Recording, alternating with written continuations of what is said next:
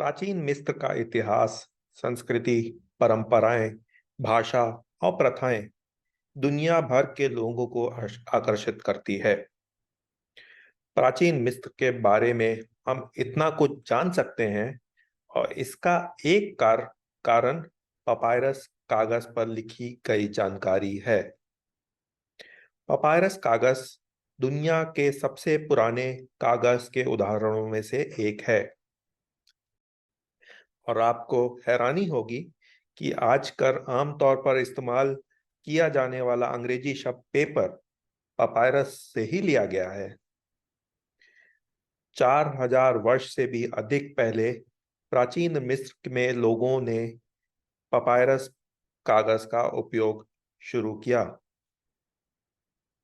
Papyrus paper papyrus पौधे के तने से बनाया जाता है जो मिस्र की नील नदी के दलदली क्षेत्रों में उगता है।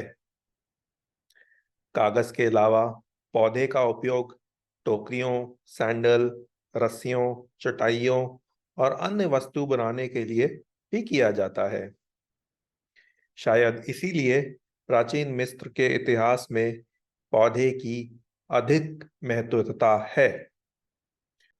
पौधे का ऊपर का हिस्सा सूर्य की किरणों जैसे दिखता है और निचला भाग पिरामिड जैसा। पपायरस ऊपरी और निचले मिस्र के एकीकरण का भी एक प्रतीक है जो कई स्मारकों पर पाया जाता है। पपायरस को निचले मिस्र और लिली के पौधे को ऊपरी मिस्र का प्रतीक माना गया है। मिस्र के इतिहास की कई अन्य कहानियां पपायरस से जुड़ी गई हैं और इन्हें कई चित्रों में चित्रित भी किया गया है। इससे पहले हम आगे बढ़े, आइए कागज बनाने के पीछे की प्रक्रिया को जान लेते हैं। कागज को बनाने के लिए पपायरस पौधों के तनों को नीचे से काटते हैं जिससे जड़ें बरकरार रहती हैं और पौधा फिर से उग सकता है। कागज बनाने के लिए बाहरी हरी परत को काट दिया जाता है जिससे भीतर का सफेद भाग उजागर हो जाता है। सफेद भाग को पतली पतली पट्टियों में काटा जाता है। इसके बाद लकड़ी के बेलन या हथौड़े का उपयोग करके इन पट्टियों को चपटा किया जाता है जिससे अंदर का पानी भी निकल जाता है। इसके बाद फिर से इन चिपटे टुकड़ों को पानी में भिगोया जाता है जो तने की प्राकृतिक चीनी को कम करते हैं और तने को एक रंग देने में भी मदद करते हैं। यह जितनी देर तक पानी में रहता है कागज का रंग उतना ही गहरा हो जाएगा। चिपचिपी पट्टियों को 3 से 7 दिनों भिगोने के बाद पानी से निकाल दिया जाता है। फिर उन्हें कागज बनाने के लिए सावधानी पूर्वक एक विशेष शैली में बिछाया जाता है। इसके बाद इनको एक भारी वस्तु के नीचे कुछ दिनों के लिए रखा जाता है और इस तरह सूखने के बाद पपायरस कागज तैयार हो जाता है। मिस्र में पपायरस पेपर का महत्व।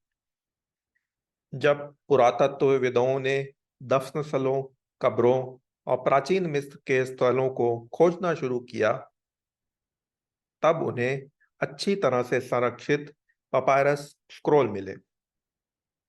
ऐसा मानना है जब उच्च सामाजिक स्थिति या धार्मिक महत्व के व्यक्तियों की मृत्यु हो जाती थी तो उन्हें अक्सर पपायरस स्क्रॉल के साथ दफनाया जाता था जिसमें मृत्यु के बाद के जीवन के लिए पवित्र ग्रंथ, मंत्र और निर्देश लिखे हुए होते थे।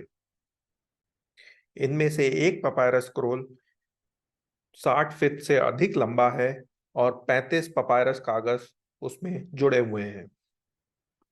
इसके अलावा कागज का उपयोग प्राचीन मिस्र की पेंटिंग, मंदिर चित्र और टाइपोग्राफी बनाने के लिए भी किया जाता था।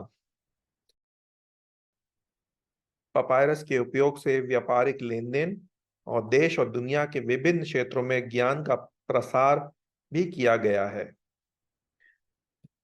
प्राचीन यूनानी और रोमन सभ्यता ने भी पपायरस को लेखन सामग्री के रूप में अपनाया। वर्तमान समय में पपायरस कागज का प्रयोग। पपायरस का उत्पादन और उपयोग सदियों तक जारी रहा। दुर्भाग्य से प्राचीन मिस्र की संस्कृति के पतन के साथ पपायरस ने धीरे धीरे लेखन सामग्री के रूप में अपनी प्रमुखता खो दी। आज पपायरस का उपयोग रोजमर्रा की लेखन सामग्री के रूप में नहीं किया जाता है, लेकिन पपायरस के पौधे अभी भी कुछ क्षेत्रों में उगाए जाते हैं। पर्यटकों और इतिहास में रुचि रखने वालों को ध्यान में रखते हुए पपायरस कागज का उत्पादन होता है। आज इनमें से कई पपायरस स्क्रॉल दुनिया भर के संग्रहालयों में संरक्षित और प्रदर्शित हुए हैं, जो हमें इस प्राचीन सभ्यता के समृद्ध और आकर्षक इतिहास की एक झलक देते हैं। और अंत में हम कह सकते हैं, पपायरस मानव संचार के इतिहास में एक महत्वपूर्ण आविष्कार बना रहेगा।